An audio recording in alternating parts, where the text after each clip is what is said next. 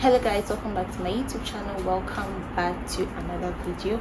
Thank you so much for tuning in once again. It's me, Etofia, bringing you another informative and tips to succeed in your academic or student life. I know by the title you are interested or you want to pick one or two things out of this video to guide you as a student to attain whatever position or class that you want to get to. And so without further ado, let's get right into the video. But before that, I recently had an interview with freshmen. I'm going to be putting the link up here or in the description, and I asked them that what are their expectations of coming to school, to the university. Interestingly, I had a few people talking about how they want to end up with first class before they leave the university. It's a dream that most students envision and they want to attain. But the question that people ask is how can I get there? What am I supposed to do? I mean, a lot of people, some people get the guidance and the direction they need, others do not get it. And so if you are in the same boat and you want to attain the class, it could be first class or second class, but especially first class, then I recommend this video to you because I give you answers to the why and how. This video is how to secure a first class in your undergraduate studies. But before I begin, I also want you to know that having first class doesn't guarantee you your life success, or it doesn't mean you'll be successful in life as compared to all your colleagues.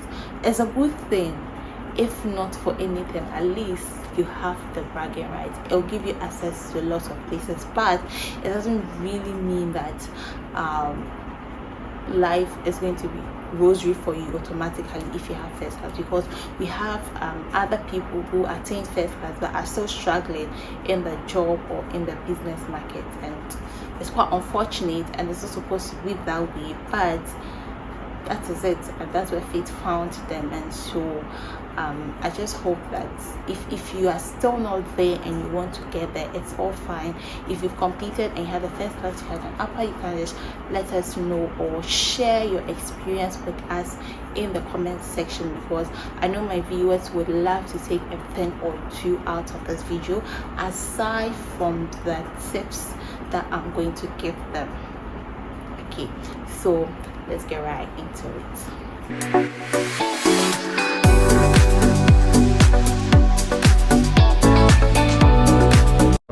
One thing that you would have to do is to study every day.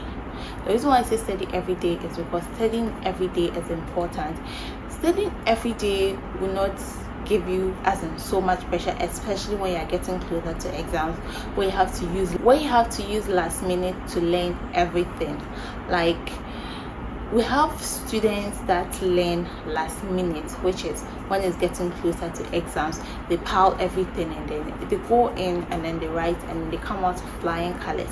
If you know you are not such a person, or you don't find yourself in that category, then I would only advise you to study every day.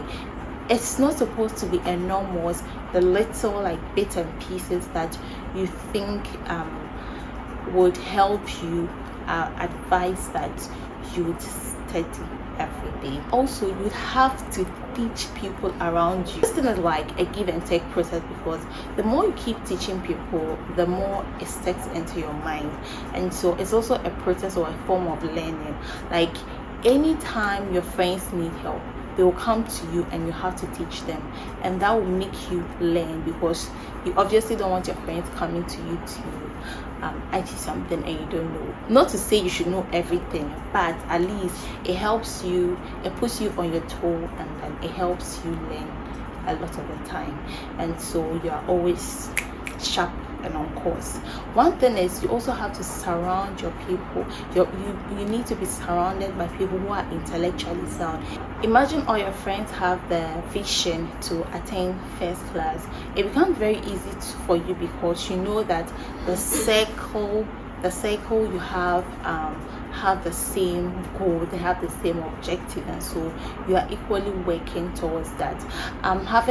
If you know this is your dream and you want to achieve this particular thing, and have people who your friends surrounding you have different purpose, different objectives, that could be one of the biggest hindrance to you. So I'll advise you to surround yourself with people who are intellectually sound. That would be a great deal to your success. Having a study space is also one of the very important things to have as a student to attain first class. Why do I say that? A study space could be your room, could be the library, could be your porch, could be on the corridor, could be anywhere you think is favorable and conducive.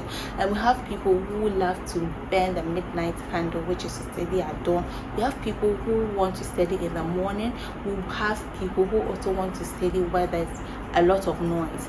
So each individual have their own preferences, and so if you know that you do not thrive well when you study where there is a lot of noise, then I would only encourage you to go to the library where there is a quietness and then there's silence to study, just so your study is very effective. Also, we have people who do not love to learn in their rooms because they believe that if they learn in their rooms, they are going to sleep. Such a person, I would not advise you to study in your room because you are not going to learn smart and things are not going to be effective. Another thing is to study very far and wide. To an extent, I would say I fell a victim to this because there is no need to rely on the slides that your lecturers give you. If you want to go far, then you also need to go the extra mile. Why do I say that? Sometimes the lecturers could set questions where they've not even taught or spoke about or given you or made mention of such a thing in their lecture slides, because since they believe that they are talking to you, or sorry, they are teaching you about this particular course. Let me just use for instance, they are teaching you criminal law. They believe you need to read far and wide. Therefore, they can try to pick the questions anywhere to test you if you are indeed reading outside of the course material they give you. Also, it's lectures, like lecturing is not teaching, so lecturing is different from teaching. So the only way you can go far is to read far and wide, and that would be very helpful to you. Familiarizing yourself with how you're being assessed is very important. For instance, my school, 30% is for mid-semester, 70% is for the final examination. When you know this particular grade gives you first class, this particular grade gives you an upper, this particular grade gives you a lower or whatever, then you can strategize and know where you want to find yourself. A typical example is where you know that your mid-semester score is supposed to be 30%. What do? You put all your effort in it, because for mid-semester, the semester has not come to an end. It's just the middle of the semester. So your slides and then your PowerPoint are not as bulky as that of end of semester. So you can try and set a target for yourself. Maybe you want to score 28 out of 30, you want to score 25 out of 30.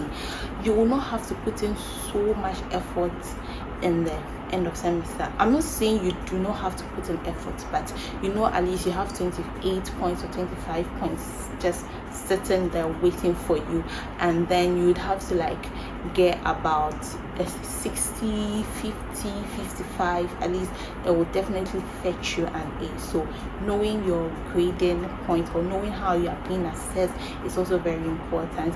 One thing that would also help is if you learn how to use acronyms. Sometimes things can be very difficult to grasp or understand. I mean, when the notes are bulk and then you have to read all, and then it's not sticking, then you have to like use acronyms to make things very easy. So like, I know you get it. One thing that also consumes a lot of time while studying is social media. I know a lot of us can attest to the fact that social media takes a lot of our time. Like, when you are studying, try as much as possible to completely avoid or stay away from your phone.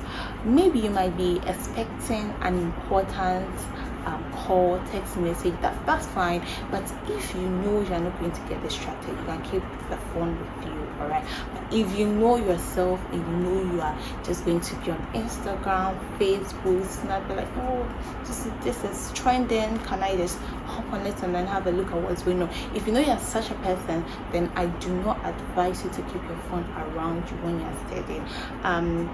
A typical example with me is that when I used to study and I'm studying, sometimes things might not be going as smooth as possible. Before you go to, each person has a target that maybe I want to read 5 pages, I want to read 10 pages before I come out of the study room. And then you find yourself in a situation where you're finding it difficult to even read at least 3 slides. Like, you would definitely be tempted to just go on your phone and then just update yourself with what's going on, or just release some kind of tension or pressure. So when you have your phone, okay, but to release some form of tension or pressure. But this is it: if you do not have your phone, you'll not be tempted to do any of those things.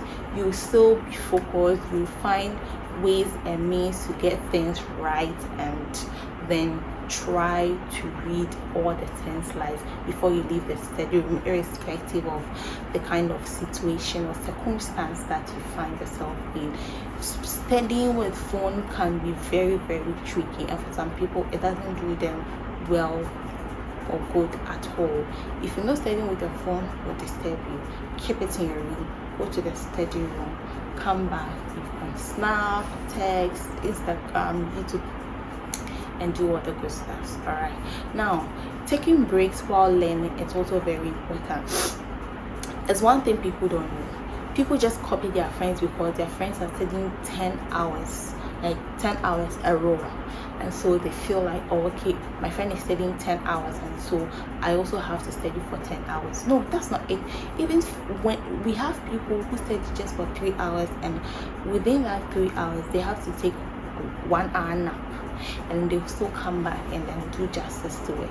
So you should know yourself, and if you think that you're a person that even can't sit for 1 hour, then taking a break will be fine. Just walk around, try and memorize what you've learned, and just test yourself and see if what you're learning is really sticking. And that way, that is also another way that can help you stimulate the whole learning process. Like, taking breaks while learning is very important, especially if you're the type of person that cannot sit for a straight 5 hour, 2 hour, or even 10 hours to study. This is one thing that most students don't take very serious or important, but I felt the need to include it in this video because I believe it's very important. As a student, it's always good to eat well and healthy. Eating well and healthy can prevent you from falling sick, having stomach ache, diarrhea, all those things, like ulcer. Like, eating well helps, because imagine you having an examination and then falling sick during that period. You are not going to exhibit the kind of strength, or you're not going to utilize the full potential that you have just because you didn't eat well and then you felt sick. So I'll advise you to eat well, try and take in breakfast, take in lots of water, eat fruits, and just eat well. All right, eat well and eat healthy as well. Also, put all your effort in your final year dissertation. You might be wondering what that is. It means it's your final year project. Sometimes you might just find your project or develop your project in the final year, but start to think about what you want to do. You start thinking of what you do by discovering your interest. So you have interest in construction, you have interest in structures, you have interest in housing, you have interest in land settlement, you have interest in governance, things like that. You have interest in the human heart. You need to start exploring that area, just so when you get to final year, your final year project, it's one which is of interest to you that you can do and do it well. Because sometimes final year projects, like, it brings people down, or it doesn't make them increase in their average, and then that could take people from first class to a lower or even an upper, or will not take you back to first class. Having upper is equally good. Having second class lower, it's also okay, but do not have a pass. Do not have a pass. Like, if not for anything, do not have a pass. So one thing that people tend to ignore most is attend lectures, especially when they think that they've spent quite a number of time in the school. We have a lot of people who do not attend lectures, but they do so well. But the reason why I would say that you would have to attend lecture is because sometimes the lecturers get to say something, or your lecturer would have to say something that you might not find in the slides or the PowerPoint, whatever he has given you to state. You might not find it in, and the only way you can memorize that or get access to that information is when you attend lecture. Friends can record for you, you can ask your friend to teach you what happened, but certainly they're going to forget that tiny detail or information, and then if you are present, I'm sure that you would have grasped everything very faster and easier. It's really advisable that you attend lectures. Also, sometimes people say that in the university settings, their lecturers are doctors, professor emeritus, and all of that. So I cannot get closer to this person.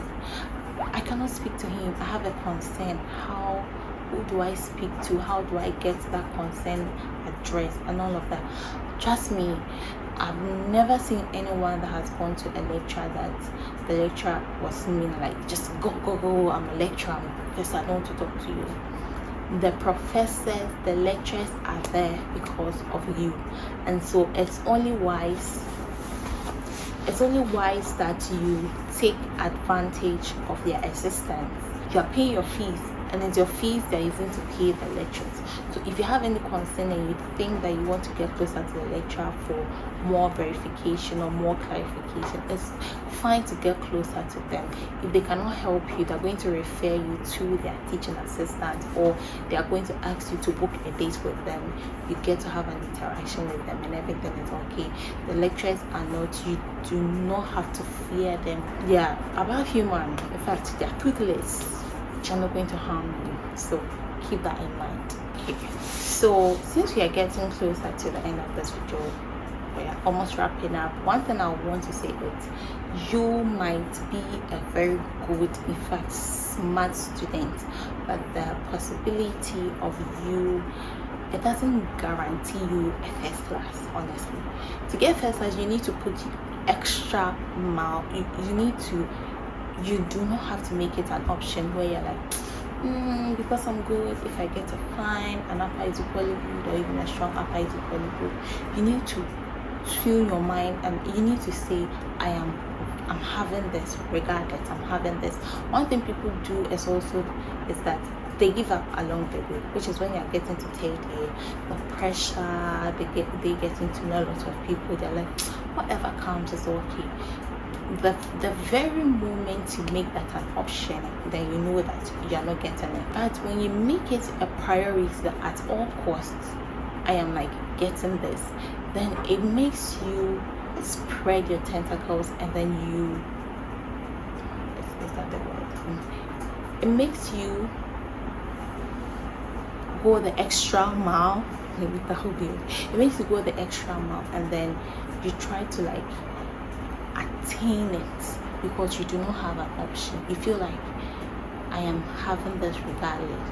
But when you have an option and start looking at it like, whatever, it's a red flag and you might not get there. So keep that in mind. You might be good, you might be smart, you might have almost equal potential as someone who's like there who had the first class. But if you make it an option, then you should know that you might not get there. Okay, so we've come to the end of this video, but I also want you to know that first class doesn't come by chance. So know that it's just a 4-year period of undergraduate program, and then you have just 4 years. It will pass and then you can't have it back, and so try to make good use of it.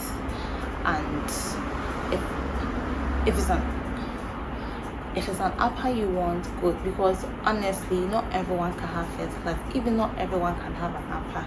So if it's a lower you want, then you should try, because I mean lower, it's okay, it's really fine, but you can step up though. Lower isn't bad, depending on your strength. A pass is something I'll try to advise you to.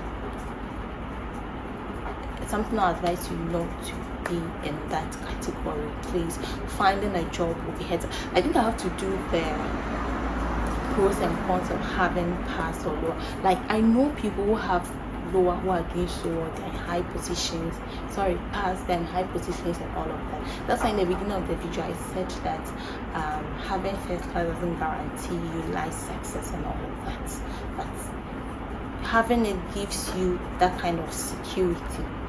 Okay, that's security, and I'm sure that we all want to have that kind of thing. So depending on your strength, know where you want to lie and then work hard towards it, because the 4 years will just like flash, and then if you don't